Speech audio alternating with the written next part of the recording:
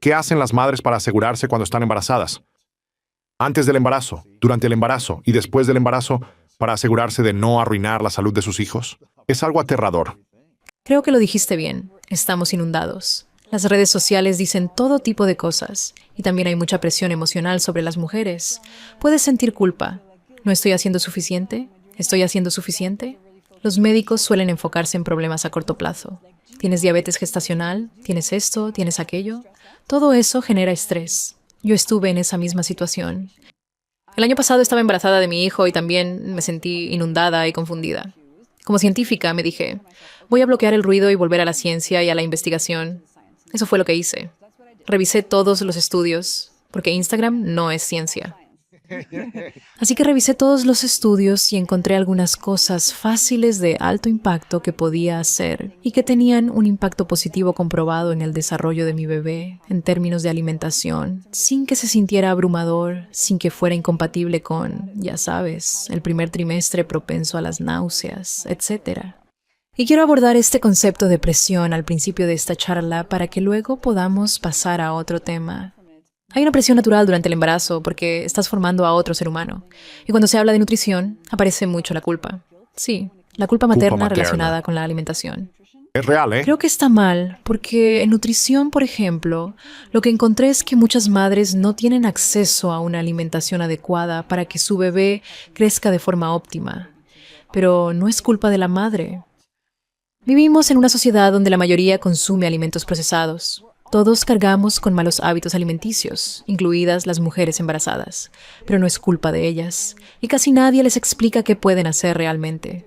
Entonces, lo que intenté hacer con este libro es ofrecer a las personas una guía sencilla para navegar esa presión sin culpa, para navegar el panorama alimentario roto en el que vivimos durante este periodo de embarazo que tiene un impacto desproporcionado en la salud de por vida de nuestro bebé.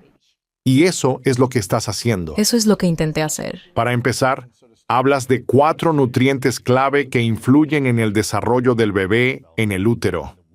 ¿Cuáles son? El primero es la colina. Hablemos de ella. Es esencial para la formación del cerebro del bebé. Se encuentra en los huevos, en alimentos de origen animal y en menor cantidad en las plantas. Cuidado, veganos. Exacto. El segundo es la glucosa. Durante los últimos 7 años me he dedicado a estudiar el equilibrio del azúcar en sangre. Y también es fundamental durante el embarazo. Entonces, ¿es importante tener glucosa? Es importante tener suficiente para el bebé, pero no demasiado. Todo se trata de equilibrio. El tercero es la proteína. Durante el embarazo necesitas suficiente, porque al nacer el bebé es aproximadamente 50% proteína si se excluye el agua. Entonces necesitas darle suficiente proteína para desarrollarse. Y el último es el omega 3, y esta es una grasa que proviene del pescado y es importante para el cerebro de tu bebé. Así que esos son los 4 pilares, y si optimizas estos 4 pilares, le darás a tu bebé un muy buen suelo del cual él puede crecer. ¿Desarrollar? Exactamente. Sí. ¿Cuáles dirías que son las 4 cosas que las madres deberían eliminar de su dieta antes o durante el embarazo? Todos los conocidos como tóxicos, cigarrillos, alcohol, drogas, en general, todo lo que tu médico te indicará evitar. Esos son los que realmente deben eliminarse. Cuando se trata del azúcar, por ejemplo, muchas mujeres tienen antojos durante el embarazo. Algunos estudios en animales sugieren que, en esta etapa, el cerebro obtiene más placer del azúcar que cuando no se está embarazada, lo que intensifica esos antojos. ¿Sería mejor consumir 0 azúcar durante el embarazo? Sí. ¿Es realista? No. Entonces se trata de consumir azúcar de una manera que cause menos impacto. Y aparte de eso, ¿realmente necesitas eliminar algo más? No. Creo que cualquier cosa puede ser parte de tu dieta durante el embarazo. Pero si tienes estos 4 pilares clave, vas a tener una muy buena base. Hay un problema con las mujeres embarazadas que dicen, bueno, ¿sabes qué? Tengo antojo de esto y voy a comer tanto como quiera hasta que deje de tener antojo. No hay un problema con las mujeres. El problema es el mito social de que, al estar embarazada, de todos modos vas a ganar peso y por eso puedes comer todo lo que quieras. Comer por 2. Esa creencia se ha perpetuado, que el embarazo es el momento para comer sin límites porque igual vas a engordar. En realidad, es todo lo contrario. El embarazo es un momento en el que debemos ser más conscientes y estar mejor informados sobre lo que comemos, porque todo lo que consumes pasa al torrente sanguíneo del bebé. Existe otro mito, que hay un filtro y que el bebé solo recibe lo que necesita. En realidad, Él lo recibe todo. todo. La placenta es un órgano que crece en el útero junto al bebé. Acerca mucho tu torrente sanguíneo al suyo para intercambiar nutrientes. Pero la placenta no es un filtro. En gran medida, asume que lo que está en tu sangre también puede pasar al torrente sanguíneo del bebé. Por eso es importante no beber alcohol, fumar cigarrillos o consumir drogas ilegales, porque van a aparecer en el torrente sanguíneo de tu bebé. Es lo mismo para todos los demás nutrientes. Y digamos que una mujer embarazada dice, voy a comerme 1 litro de helado todos los días porque tengo antojo y no pasa nada. Las mamás lo han hecho durante los últimos 50 años. Sí. ¿Qué pasa en ese caso? ¿Cuánta de esa subida de azúcar entra al torrente sanguíneo de la placenta y llega al feto? Y a medida que el bebé crece, ¿cuánto influye eso durante el embarazo? En el primer trimestre muchas personas sienten náuseas. A mí me pasó y solo podía comer carbohidratos. Básicamente croissants y pain o chocolate durante unos 4 meses. En esa etapa Suena haces bien. lo que puedes.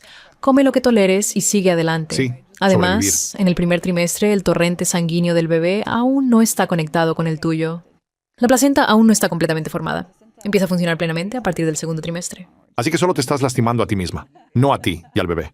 Cuando tienes náuseas, haces lo que sea para sobrellevarlo. La conexión real entre tu torrente sanguíneo y el del bebé comienza en el segundo trimestre. Por eso surge la pregunta, ¿cuánta del azúcar que consumes llega al torrente sanguíneo del bebé?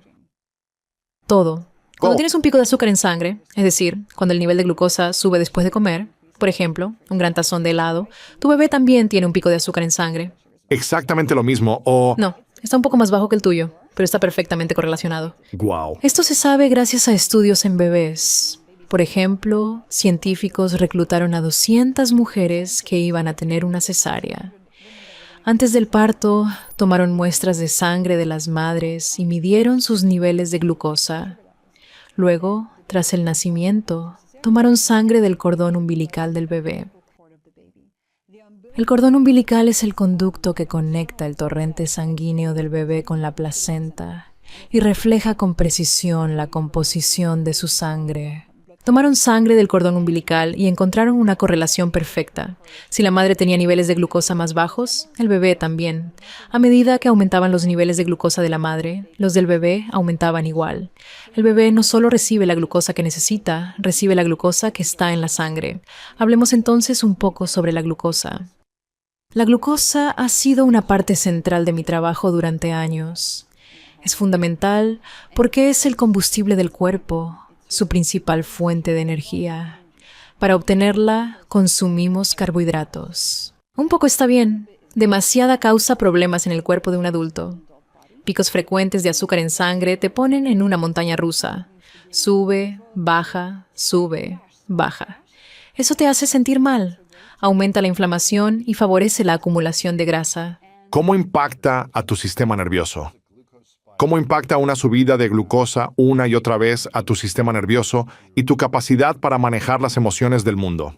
Un gran pico de glucosa puede generar estrés en el cuerpo e inflamación. También puede afectar el sueño y reducir el sueño profundo. Con el tiempo, esa combinación puede mantener al sistema nervioso en un estado de estrés crónico. ¿Cómo impacta eso en la forma en que te mueves por el mundo? Esa era tu pregunta. Al menos para mí, me vuelve más inestable. Me siento menos resiliente y tengo más altibajos emocionales, más cambios de humor. Mi experiencia estuvo ligada a la salud mental. Los grandes picos de glucosa empeoraban mi bienestar mental. Cuando mantenía la glucosa estable, me sentía más fuerte. Más calmada. Estable, firme, centrada. Aún no hay estudios que analicen los picos de glucosa y qué tan centrada se siente una persona. Eso es interesante. Deberíamos hacer uno. Tengo curiosidad sobre cómo los picos de glucosa afectan un sistema nervioso y luego cómo eso impacta la calidad de vida de alguien. El sistema nervioso se ve afectado por el estrés. Los picos repetidos de glucosa, y especialmente la caída que viene después, aumentan ese estrés. Por eso, no son una buena señal. Los picos de glucosa aumentan la inflamación en el cuerpo.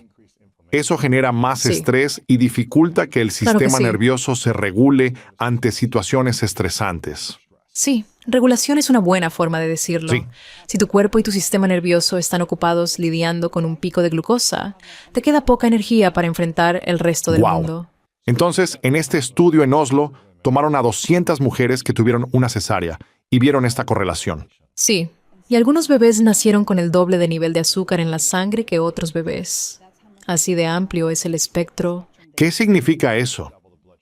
Eso significa que la concentración de glucosa en la sangre variaba. Algunos bebés tenían niveles bajos y saludables, mientras que otros tenían hasta el doble de los niveles normales. Eso es algo malo, ¿verdad? Eso es algo malo, sí. Niveles muy altos de glucosa en un adulto significan diabetes. No Guau. queremos niveles altos de glucosa. Entonces, ¿puede una madre darle diabetes a su hijo en el útero? Diría que una dieta muy alta en carbohidratos puede hacer que el bebé tenga niveles elevados de glucosa en el útero. ¿Qué ocurre entonces en su cuerpo? Lo mismo que en un adulto. Aumenta la inflamación y se favorece la acumulación de grasa en respuesta a esa glucosa alta. Un poco de glucosa para el bebé es importante. Necesita esa energía. Pero en casos extremos, por ejemplo, si durante todo el embarazo solo consumes carbohidratos, el bebé puede tener niveles de glucosa demasiado altos. Podrías pensar que, después del nacimiento, eso se corrige. Se normalizará. El cuerpo lo resolverá y el niño crecerá sin problema. Y esta es la clave. Los científicos descubren que cuando un bebé nace con niveles altos de glucosa y una masa de grasa alta en su cuerpo como respuesta a esta glucosa, es más probable que desarrolle diabetes en la edad adulta. Vamos, Sí. ¿en serio? Sí. Este es todo el punto de por qué el embarazo es importante. Permíteme darte un ejemplo. En familias con 2 hijos, hubo casos en que durante un embarazo la madre tuvo niveles normales de glucosa y en el otro, niveles muy altos. Ambos niños crecieron en la misma familia, con el mismo entorno y la misma alimentación. El que estuvo en el útero durante el embarazo con glucosa alta tiene 4 veces más probabilidades de desarrollar diabetes a lo largo de su vida. Dios mío, es una locura. Es una locura, es una locura. La culpa materna ya es algo muy presente. Entonces una madre podría pensar, no comí bien durante ese embarazo hace 3, 4 o 5 años. ¿Arruiné a mi hijo? No. Ese miedo a la culpa ya pesa bastante. Lo entiendo. Cuando mi mamá estaba embarazada de mí, solo consumía azúcar. Coca-Cola y azúcar de mesa en cada comida. Básicamente solo carbohidratos y jarabes. Pero también tenías desafíos extremos de salud mental como adulto. Sí, y yo estaba al borde de la prediabetes a los 25 años. Así que lo que sucede en el útero es importante, pero no es lo único, ¿de acuerdo? Estos aumentos todavía se modulan e impactan por lo que haces en tu vida. No tuve diabetes. A los 25 dije, oh, wow, tengo glucosa alta. Déjame manejar eso. Nunca tuve prediabetes.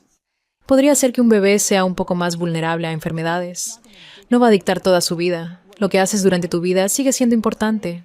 Pero hoy, si piensas en 2 de tus amigos que tienen la misma dieta o la misma rutina y uno de ellos tiene niveles de glucosa más altos que el otro, tal vez uno tenga diabetes y el otro no. Uno de los factores que podría estar influyendo en esto es lo que estaba sucediendo en el útero.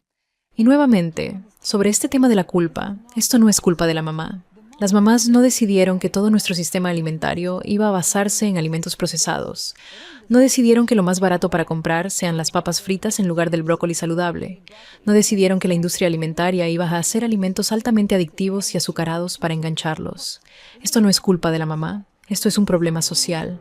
Este es el sistema arruinando todo para nosotros. No es culpa de la mamá. Muchas personas intentan obligarse a hacer lo correcto imponiéndose recompensas o sanciones. Lo impactante es que la investigación muestra que el cerebro no nos motiva así. De hecho, la recompensa puede convertirse en castigo.